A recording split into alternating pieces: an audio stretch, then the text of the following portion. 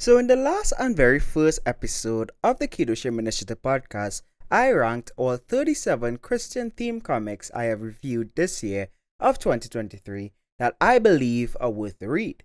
And while scripting that episode, I got another idea of a ranking style episode in relation to Christian themed comics, where I'll be ranking all the common tropes and themes I have come across in Christian themed fiction, ranging from Christian superheroes and vigilantes the simple media adaptations of Bible stories.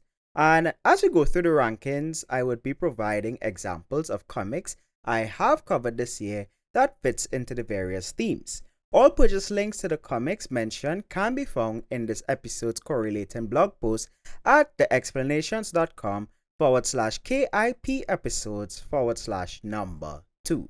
Don't worry, there will be a link in the description, of course. But with all that being said, let's get into the second episode of the Kedoshim Initiative Podcast. Please keep in mind that this is, of course, very subjective and opinionated. So do let me know if you agree with my ranking or disagree. Just be sure to leave your comments and opinions in a civil and Christ-like manner, please, even if you aren't a Christian. Okay? Let's start off with number 6, which is media adaptations of Bible stories that try to be as accurate as possible to the scripture they are pulling from. None of the comics I have covered this year took that approach, but there are some Christian properties that I can list off, such as the Action Bible. I do own a copy of it that I got as a gift from a friend a couple years ago and enjoy reading through it, especially how it doesn't sugarcoat the Bible.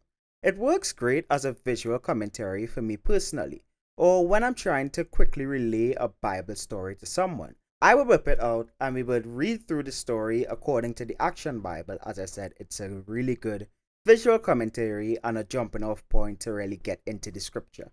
If you followed our Unsung Bible Stories mini-series, you would know that I use the illustrated videos of the Action Bible a lot for the background footage of those videos. The Kingstone Bible is another illustrated Bible I don't own and have not read for myself, but I've heard praise towards it from friends of mine as well as review outlets I respect.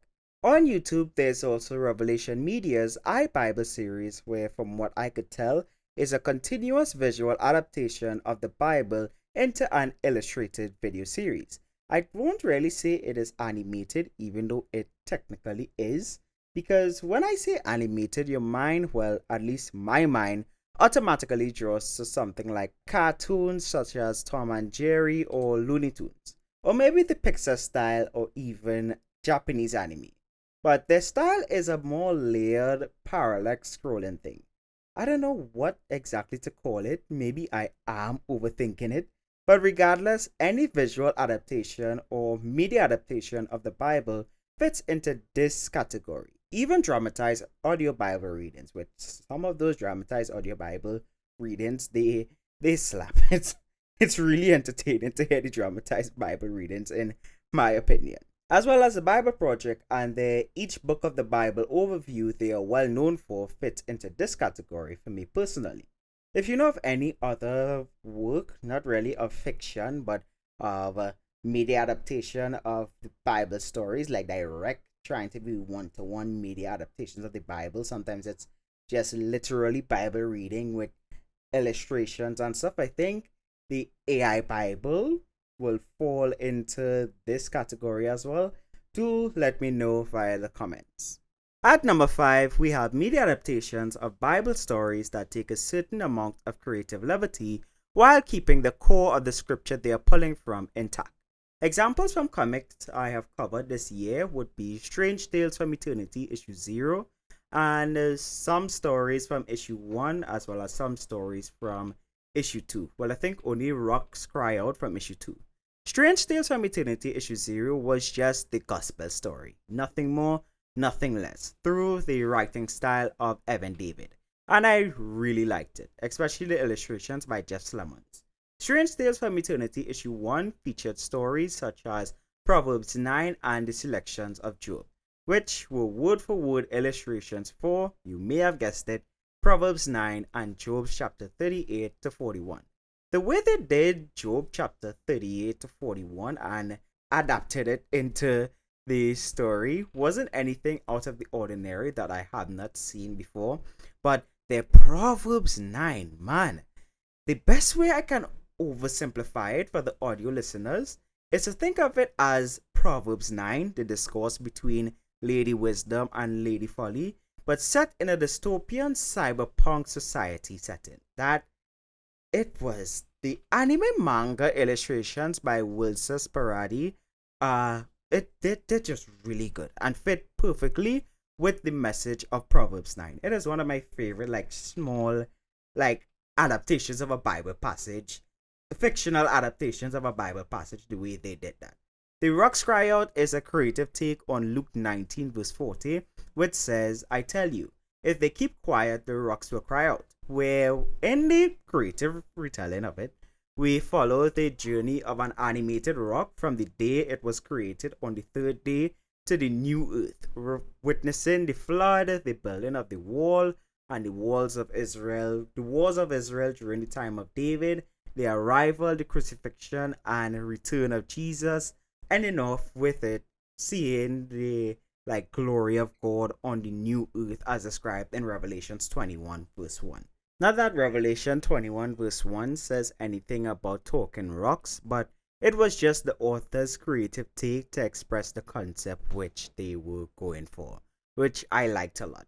Other examples of Christian properties that I have not covered on the channel but I know fit into this category would be the Chosen TV series based off of the disclaimer that is placed on the beginning of the episodes, VeggieTales, all the animated adaptations of King David's life, especially his shepherd boy days to becoming the king, and the DreamWorks Prince of Egypt and Joseph King of Dreams. Anything where there is an adaptation of a Bible story but isn't really aiming to be 100% word for word accurate and does do a bit of fill in the blanks while not completely remixing the scripture they are pulling from falls into this category. An example of remixing a bit too much with creative expression for me personally would be the 2014 Noah film and the whole aspect of the fallen angel rock beings helping him build the ark and defending him from man and stuff like that. Talking vegetables, reenacting Bible stories, Bible characters breaking out in Broadway musical type songs, and retelling the life of Jesus Christ or any other Bible character in a TV series or movie form like Passion of the Christ falls into this category. The video game 5 Guardians of David is one that definitely fits into this category. It is a top-down Diablo combat system inspired game where you play as 5 of David's mighty men mentioned in the Bible: Abishai, Eleazar, Joshua-Beam, Benaiah, and Shammah. And you fight through levels based on Israel's conquest during the time of King David, documented in 1st and 2nd Samuel. It is a really fun game, a bit janky, but what I appreciate about it a lot is the creative liberty they took with the abilities of David's mighty men. It really sells the Israel conquest aspect of the Bible without sugarcoating it. It's quite unrealistic at times. I mean, we are stretching into the realms of Benaiah having an earth-shattering ground-pong ability and can call lightning down from heaven in a concentrated spot and has a kick that can send any and everything flying.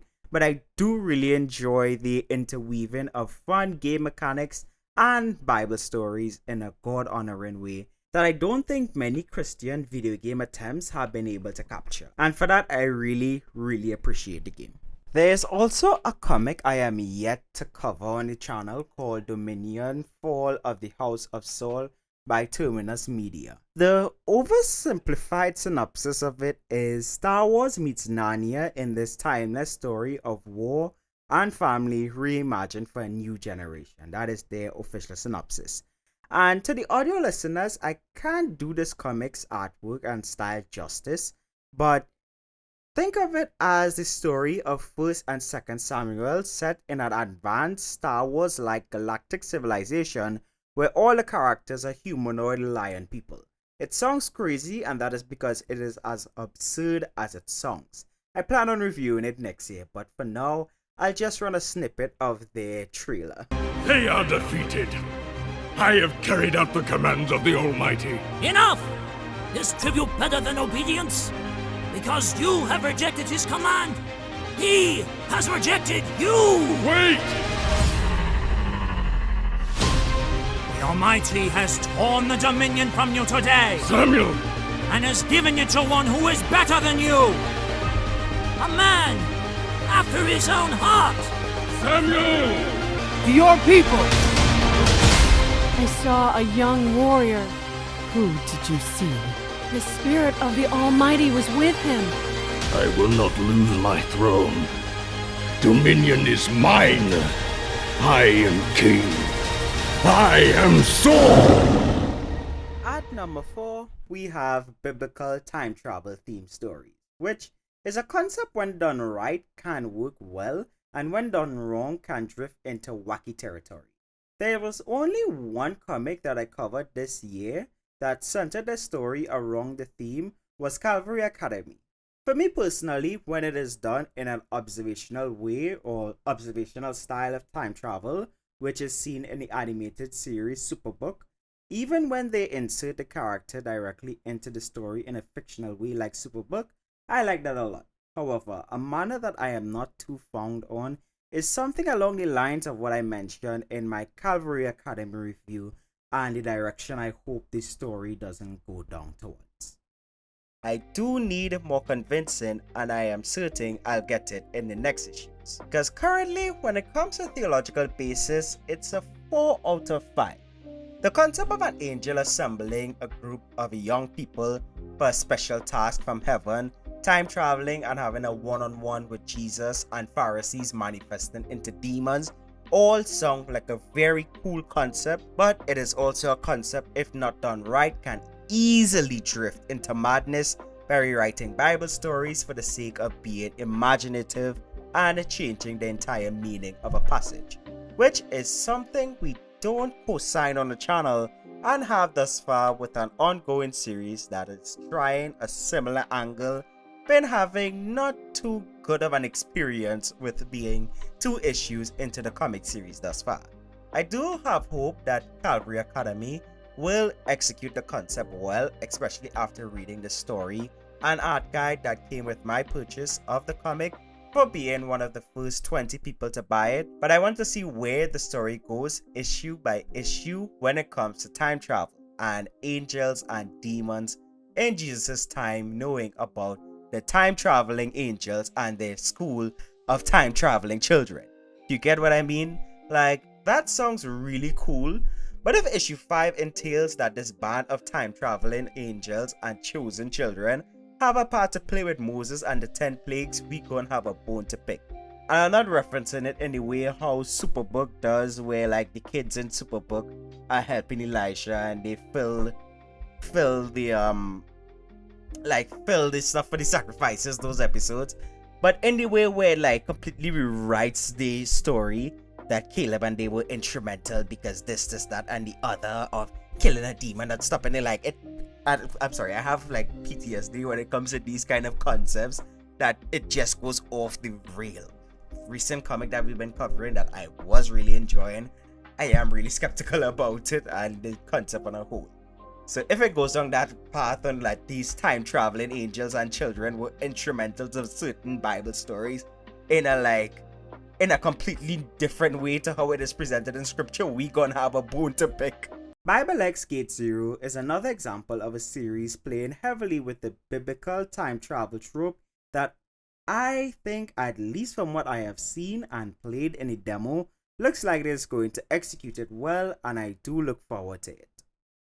At number 3, we have the merging of technology and Christianity, which is a weird thing a weird title to pin it.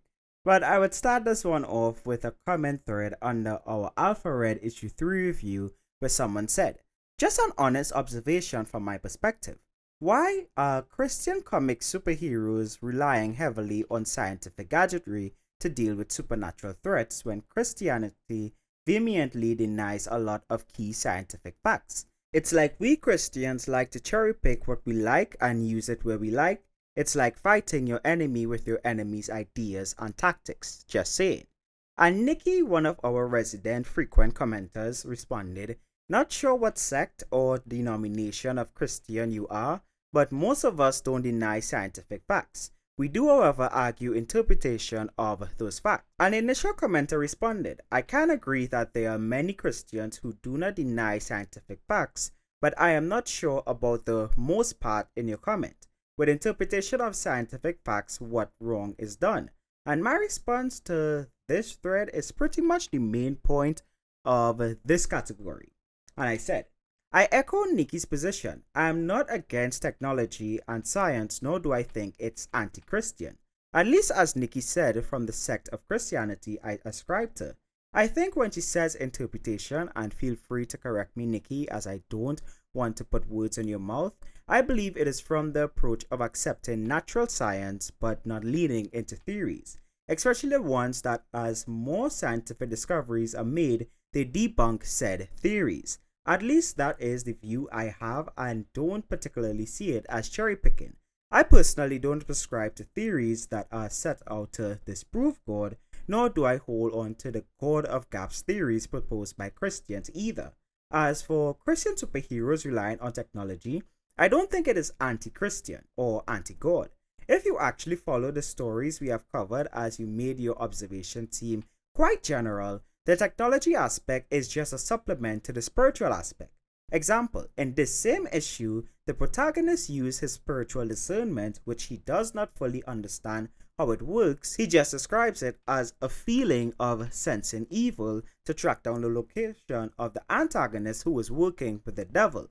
In another series I cover fervently on the channel called The Remnant, a Christian tech billionaire duo credits their faith and love for God for their inventions and make their equipment with plants and resources given to them by God, delivered by angels. But there are spiritual aspects of the story where the technology given to them by God isn't effective, but the situation requires spiritual intervention. Another series we covered is The Black Blossom, where the antagonist creates a portal to heaven with a device he built with the help of demons that falls into the hands of the unbeknownst protagonist, who decides to use it to become a hero. In an arc of the story where they are confronted by an angel on a mess around with God and find out mission, it literally tells the protagonist the technology they use is nothing but a tool that could be used for good or evil. But a good superhero deeds that she does with technology means nothing in the end unless she knows God and the one he has sent, referring to Jesus Christ. So just as Nikki said, I don't know what sect of Christianity you ascribe to that sees all technology and science as anti-Christian. At least that is the perspective I picked from your comment, correct me if I am wrong. And those that embrace it are seen as cherry picking. But at least for me and the comics I have covered on the channel thus far as of writing this comment, don't hold that view and approach. The concept of the stories are all done in a way that does not go against God and also does not cherry pick science nor the gospel for the most part. After all, it is science fiction built upon a theologically sound Christian worldview. Yeah, that was my comment response, and to expound upon it, the technology and Christianity merger is a theme that all the comics I have covered this year have played on. Some have done it much better than others in my opinion. For example, as I stated in the comment, The Remnant is a story set in a world where superheroes exist, but that world is experiencing the premature rise of the Antichrist. The Antichrist in the story has assembled a band of heroes that he imbues with demonic power to help keep the world safe. To counteract that, a group of believers going by the name of the Remnant are risen up to foil his plans. Some have powers given to them directly by God in the case of Distant Thunder, Black Cobra, and Rapture, and some have gained their powers through biological experiments done to them willingly or unwillingly, like Jellybean and Flameshot. Then there are those who don't have any form of superpower but are given special handcrafted technologically advanced equipment made by the tech genius duo Tech9 and Raytheon, who created a billion-dollar company and used their resources and the special material given to them by an angel from heaven to create battle armor for the members of the Remnant that don't have superpowers but are willing to fight the good fight. And it all works perfectly in my opinion. I mean, you legit have a character named the Thief in the Night running around stopping crime in bulletproof armor. In my opinion, it works out well and is God honoring. Even the aspect of the angel giving them a special material from heaven or something like that. It doesn't go against that scripture in Galatians that says if an angel comes to you and tells you something that is outside of the gospel, let that angel be accursed or something. Well, that's something like that, but it doesn't go against that scripture for me personally. Especially as I described in my comment, the Black Blossom series showcased that technology is a tool that can be used for both good or evil. Not a tool of the devil that if a Christian uses it, they are sinning and going against God's will. And the theme of advanced Christian heroes using advanced technology is one that I plan on implementing in my own stories as well, because it allows for a lot of creative freedom in my opinion. I personally prefer that approach than trying to do a storyline about bringing a item mentioned in the Bible into modern times like the staff of Moses or the sling of David or something along those lines. Alpha Red, funny enough, is a comic that tried to do something like that, and it worked well in some cases, like the suit of the main character, that the suit that Wes wore throughout the series. That aspect of it worked really well. And there were other places where the concept of advanced technology and Christianity fell flat. For me personally, it was in regards to bringing the apostles into modern day, running around and creating a super high-tech secret Christian organization that keeps track on the devil. But I'm not going to go too deep on that as I have an entire review series on it already. On to number 2, we have a fictional play on the Book of Revelation. When I did my Biblical Proportions issue 1 review, I stated, The Remnant and God, G-O-D, which is a comic series by Starcross Comics that I still want to eventually cover. It plays heavily on this theme and I like the execution of it a lot.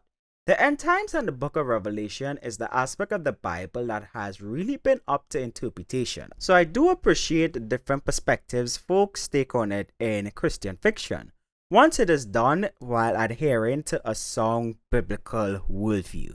I have mainly seen it done from a pre-tribulation rapture perspective, but I kind of would like to see someone do a post or mid-tribulation rapture perspective fictional story. If there's anything like that out there, do let me know, of course. I personally don't have a solidified view of the end times and the tribulation period. I am pre-trib leaning, in case anyone wondered. But for me, I don't really think too much about the rapture and how the events of Revelations would come about, because for me it's really more about ensuring that my heart is in check and I am fulfilling God's purpose for me, and well, my life on the earth is really more important to me than trying to figure out when an event that the Bible literally says no man knows the time or the hour it will occur is going to happen. There's a funny aspect to the Starcross comic stories to me that is all of their series have some type of Antichrist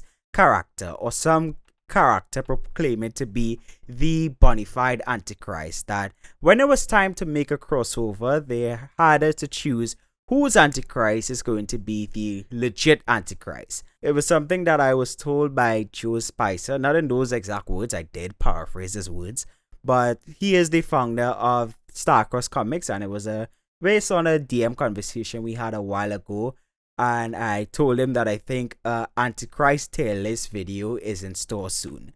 But overall, it is a theme I like a lot and has been spoofed and twisted by non-Christian fictional work. Cough Marvel. Cough from Marvel. Judgment Day, that series here. Cough, cough.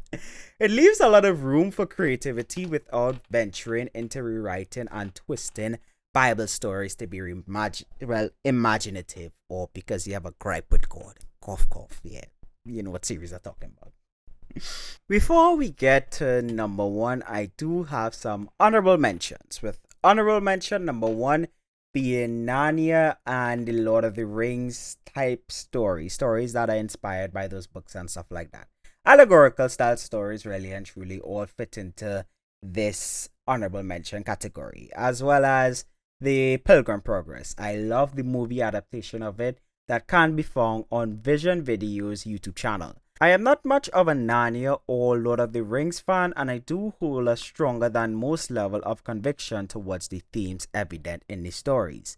But I have heard some respectable arguments for them in various conversations. Some may brand the authors as heretics, and others brand those who call them heretics as heretics. I personally don't have a position, as I never engross myself deeply into the material, but the influence to fiction, especially fiction that I do enjoy, can't be understated. And whenever I do videos like this, folks always leave a comment about those two, like, where's Narnia? How come you didn't mention Narnia or Lord of the Rings about greatest Christian fiction and stuff like that? We have had some interesting discussions about it in our community Discord about, well, the topic of Narnia and Lord of the Rings, and I have seen both sides of the argument for and against labeling it as Christian fiction. Which leads to honorable mention number 2. Non-Christian entertainment made from a sound Christian worldview that was created by a Christian.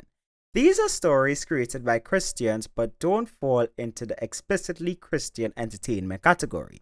Out of the comics I have covered, none of them really played on this theme, except for maybe Black Blossom issue 1 to 3, but I like to classify that just as Evan David warming you up for the theological banger that was issues 4 to 6 and the annual issue 1. But this category includes stories that don't really have any theological statement said directly in the dialogue, but from the characters' motives and the way it is written, you can't tell that it was made from a Christian worldview, as it just isn't All these a story forces about joined in battle in the Valley of Siddim, where the Dead Sea is. but it isn't Four done in a kings purely warring allegorical against way 5. either, like the Pilgrim Progress or Narnia or Lord of the Rings. As I said, I don't have much in-depth knowledge on And the these Valley of series Siddim was full of As of tar pits. recording, I And when know the the kings of examples Sodom and out there, Gomorrah but my mind fled, can't some fell recall into them, any. while the rest fled Anyway, into the on mountains. to number 1. And for number 1, you probably guessed it if you have been following the channel for a while, but it is Superpowered Worlds built upon a theologically sound world-building strategy. And I would run a clip from my very first The Remnant review video of The Remnant issue 0. The futuristic superhero and advanced technology approach. It's done in a way where it does not replace the need for God or disprove the existence of God the way modern comics does it. Take this comic panel from the Immortal X-Men for example. And for the audio listeners, the comic panel is a conversation from Immortal X-Men, can't remember which issue, don't get to look back and see which issue it was, between the mutant Hope Summers and Exodus, where Hope is telling him, I hope now you realize I'm not the Messiah. Jesus didn't shoot anyone through the head. Exodus responded, he didn't. This is another reason why you're a far superior kind of Messiah. When the superhero genre started to drift into the cosmic and reality warping powerful being style characters, some authors took it as a signal to vehemently present and our character is just as powerful or even more powerful than the Christian God perspective into the dialogue. This goes way back to the first couple comics from Doctor Strange, where they some of the authors literally took the Christian God and tried to insert it into a Doctor Strange story. Good Fight Ministries Marvel DC 1 God documentary goes into that in depth. Here's a little snippet clip of authors admitting that. Stan Lee finally got hold of it. And I don't know, somebody pointed it out or he read it and he wrote us a letter saying, we can't do God. You're going to have to print in the letters column a retraction saying that this is not the God, this is just a God. Steve and I said, oh, come on, this is the whole point of the story. If we did that retraction of God, this is meaningless. So Steve happened to be on his way to Texas for something. This is when we were in California and we cooked up this plot. We wrote a letter from a Reverend Billingsley in Texas, a fictional person, saying that one of the children in his parish brought him the comic book and he was astounded and thrilled by it. And he said, wow, this is the best comic book I've ever read. And we signed it, Reverend so-and-so, Austin, Texas. And when Steve was in Texas, he mailed the letter so it had the proper postmark. Then we got a phone call from Roy and he said, hey, about that retraction, I'm going to send you a letter And instead of the retraction, I want you to print this letter. And it was our letter. We printed our letter. It shouldn't be too much of a shock. These men out here plotting. Someone once asked me in a comment, as a newcomer, I am sorry if I'm asking a question already addressed in a video, but I'm curious on your thoughts about superpowers as a concept in general.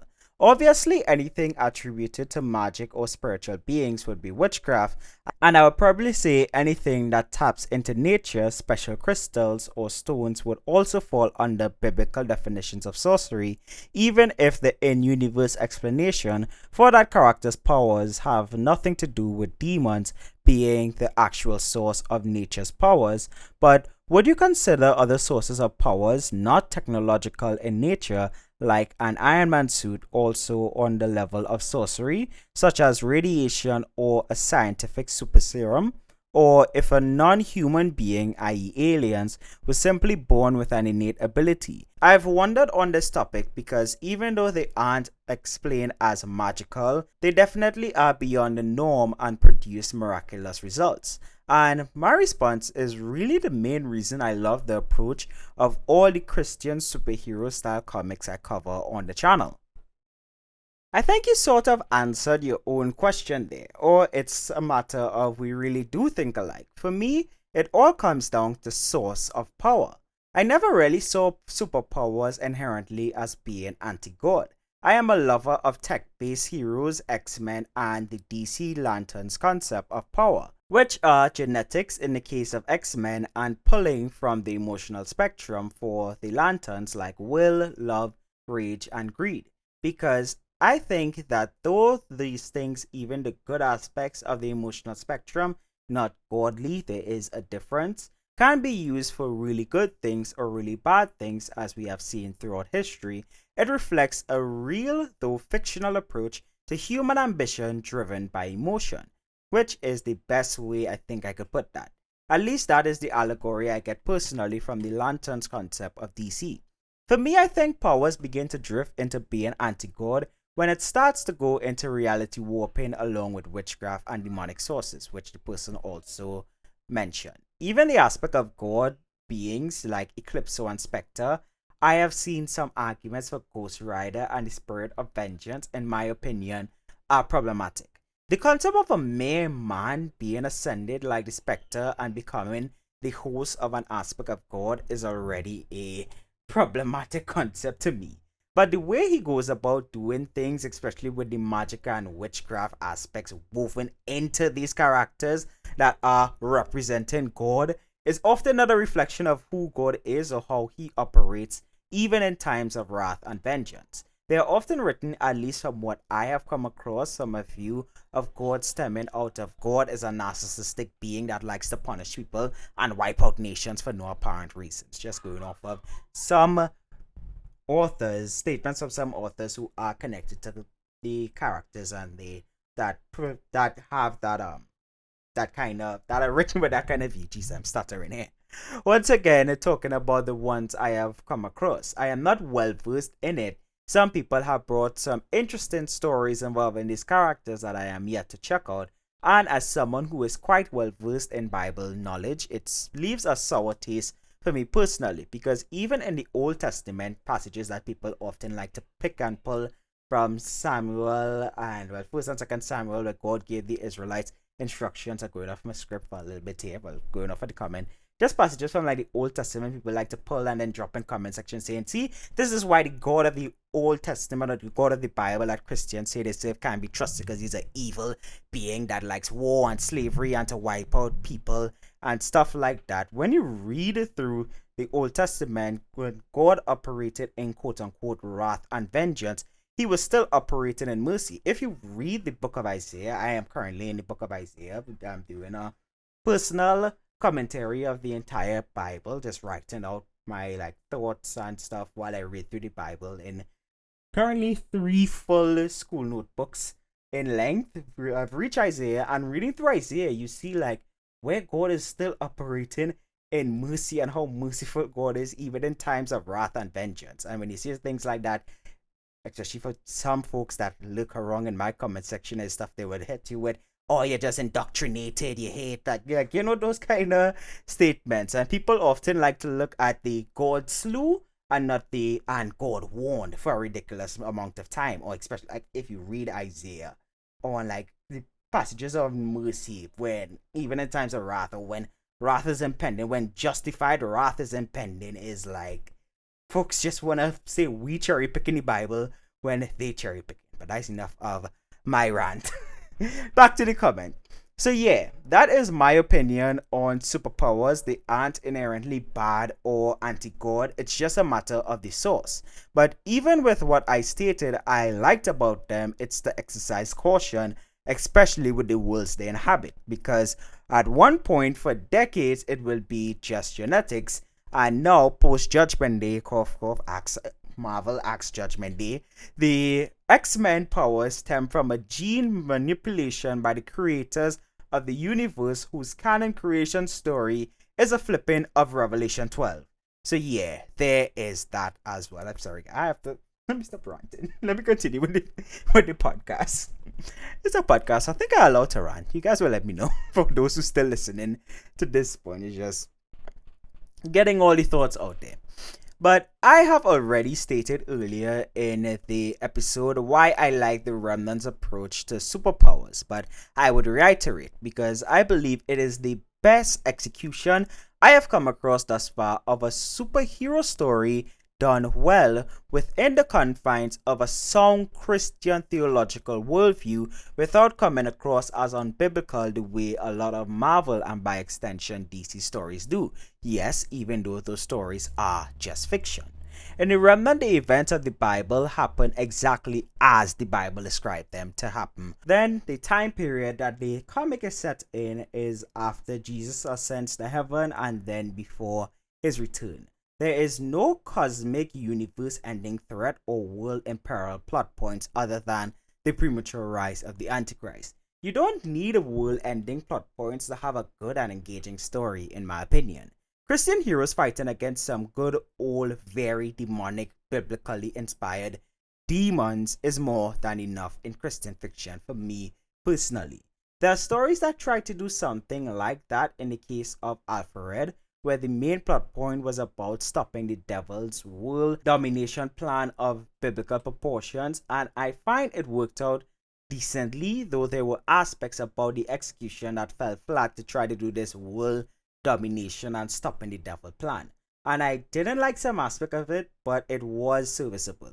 Or even in the extreme case of Biblical Proportions issue 1 that I dub as the Christian Multiverse collab, as it was a crossover event of different Christian themed comics and non-Christian themed comics by different authors and publishers. It was also executed pretty well because of the solid theological worldview, well, I should say universe view that Starcross Comics went for.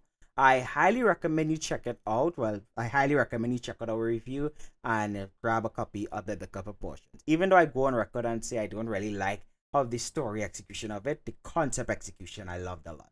As well as the Black Blossom series, how Evan David bridged the technology and theological supernatural gap by literally having an angel show up in the story during the whole technological aspects of the story, especially since it was in the context of the main antagonist got help from a demon and tried to open a portal to heaven. My oversimplifications make it sound just as nonsensical as the Immortal X-Men comic strip that I read earlier, but I can assure you when you actually check it out and read the full thing in context with how the authors put their fictional sci-fi concepts together in a God-honoring way, it is really, really good. Especially the dialogue that comes out from it, like in Parables of the Remnant, Special Edition number 1, between Thief in the Night and Conscience and the Kidnapping Villain, or the dialogue between Michi and the Pastor in Black Blossom Annual issue 1. There's so much room and good examples of entertaining superhero style stories set within the confines